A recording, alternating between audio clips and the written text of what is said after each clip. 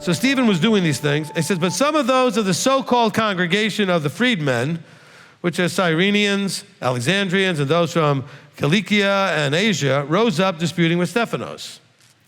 So there was a different group of people claiming they were whatever, and they wanted to argue with him. Now, we don't know exactly what this deal was because they understood it back then. Some of you are like, I never heard of these guys. Well, because it was way back then, and it wasn't a very large group. He said, but they were arguing with him, and they were unable to resist the wisdom and the spirit by which he spoke.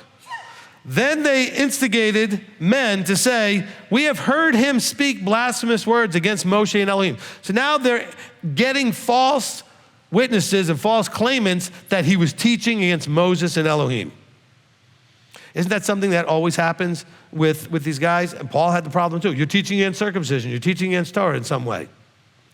Now, if they're getting false witnesses to witness against him, you know what that means? That he was teaching Moshe and Elohim. So this is Stephanos, after the resurrection. Clearly, he did not think Moses was done away with because he's being accused falsely of teaching that Moses is done away with. It's right there in Acts. I don't think there's any other way to interpret it. And they stirred up the people and the elders and scribes, so they came upon him and seized him and brought him to the council.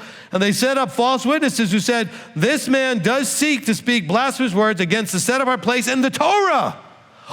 He's being accused of teaching against the Torah.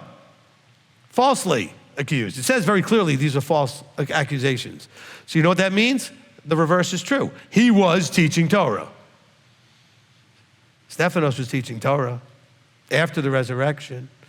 So either somehow he missed that it was nailed to the cross and we don't have to do it anymore, or maybe that never happened. Or maybe there was never an instruction that things were done away with, nailed to anything. Oh, but what about where it says, well, your rap sheet was nailed. That's what was wrapped. That was the things that were against you were nailed to the stake. That's what it says in Ephesians. Okay, it's not the law of Moses that was nailed to anything. Law of Moses was written on stones and put in the ark and honored with only a few items that ever went in the ark. But we're going to disrespect all that today because some church person told you that. Listen.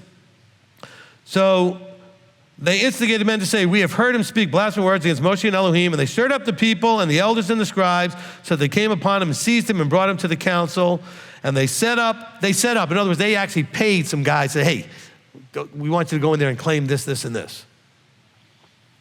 Set of false witnesses who said, this man does not cease to speak blasphemous words against the set-apart place, which was the temple and the Torah. For we have heard him saying that this Yeshua of Nazareth shall overthrow this place and change the institutes which Moshe delivered unto us. Yeshua never said that. And his disciples never said that. Yeshua did say, not one stone will be left upon stone in the temple as a physical building. And you know what? It happened, okay?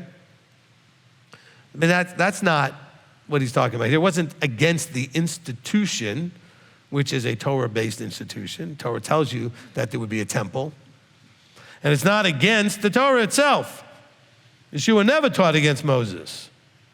As a matter of fact, he said, when these geniuses in Matthew 23, who's about to say, woe unto you over and over again, when these geniuses are sitting in the seat of Moses, he said, do what they say. In other words, when they're sitting there teaching you the Torah, do what they say. He said, but don't do what they do because they're hypocrites. They don't do what they say, but when they're teaching you what Moses said, you do what they say. Because Yeshua was for Moses. Because you know what? He taught Moses. He was the one on Sinai. How do you know that? Well, because the New Testament guys tell us that. That's how we know when he says, if you love me, guard my commands. Those are the commands he's talking about. All right, let's continue. It says, and all who sat, okay, all who sat in the council, last verse of chapter 6, all who sat in council looking steadily at him saw his face like the face of a heavenly messenger. So it's not like he had this change of his face. They could see the radiance and power of where his source was. They knew they were looking at someone from the above, someone anointed by the above. They could see something, okay? Because what is a heavenly messenger? Don't picture those cherubs and things that people make into, pottery and stuff, and you can get these little things. Don't picture these winged whatever things. Heavenly messengers are those bringing a message from the heavenlies. A heavenly messenger comes down and goes to usually a person in authority like a king, or speaks to someone like Abraham, Isaac, Jacob, and delivers a message from the above. So when they say his face was like the face of a messenger, they're saying he looked like he was sent from above.